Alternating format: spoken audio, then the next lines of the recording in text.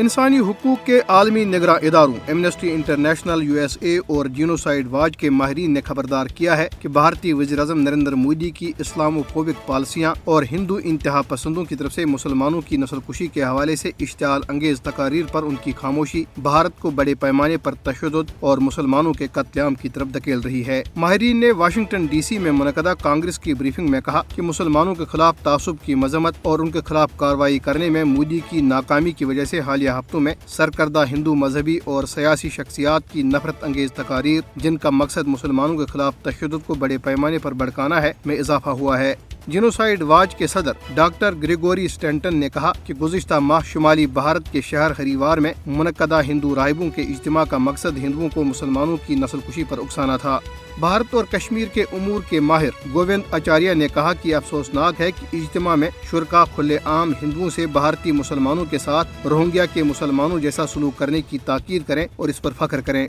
انہوں نے کہا کہ مسلمانوں کے بڑے پیمانے پر قتل عام کی کالوں کا مقصد بھارت میں ہندو بالادستی قائم کرنا ہے۔ حقیقت یہ ہے کہ مودی کی بھارتیہ جنتا پارٹی کے رہنما اور اتر پردیش کے نائب وزیر اعلیٰ کیشو پرساد موریہ نے اس ہفتے BBC کو ایک انٹرویو میں دھرم سنسد کی طرف سے کھلے عام اشتعال انگیزی اور نفرت کا دفاع کیا تھا۔ آچاریہ نے کہا کہ بھارت کے مسلمانوں کے خلاف نفرت اور تعصب کا ماحول عروج پر ہے۔ انہوں نے کہا کہ ہریدوار کی تقریب میں ہندو مہاسبھا کے ایک اعلیٰ مذہبی رہنما نے کھلے عام 20 لاکھ مسلمانوں کو مارنے کے لیے ہندوؤں کی فوج بنانے کا مطالبہ کیا۔ نئی دہلی میں منعقدہ ایک اور تقریب میں سینکڑوں شرکاء نے ہندو مذہب کے تحفظ کے لیے قتل عام کا حلف اٹھایا۔ دوسری جگہوں پر سکول کے بچوں کو مارو اور مرنے کی قسمیں کھاتے ہوئے دیکھا گیا، جبکہ BJP کے سیاستدانوں نے مسلمانوں کے خلاف تشدد بھڑکانے کی تقاریر کا دفاع کیا۔ ڈاکٹر اسٹنٹن نے کہا کہ مودی کی مسلمانوں کے خلاف بڑے پیمانے پر تشدد کی ایک طویل تاریخ ہے جس کا آغاز 2002 کے گجرات قتل عام سے ہوا۔ انہوں نے کہا کہ بھارتیہ جنتا پارٹی کی پالیسیوں کے تحت مودی نے اپنی سیاسی بنیاد بنانے کے لیے مسلم مخالف اور اسلامو فوبک بیان بازی کا استعمال کیا ہے۔ انہوں نے کہا کہ اقوام متحدہ کے نسل کشی کنونشن میں نسل کشی کا خاص طور پر احاطہ کیا گیا ہے جس کا مقصد کسی قومی، نسلی، مذہبی یا نسلی گروہ کی مکمل یا جزوی طور پر تباہی ہے۔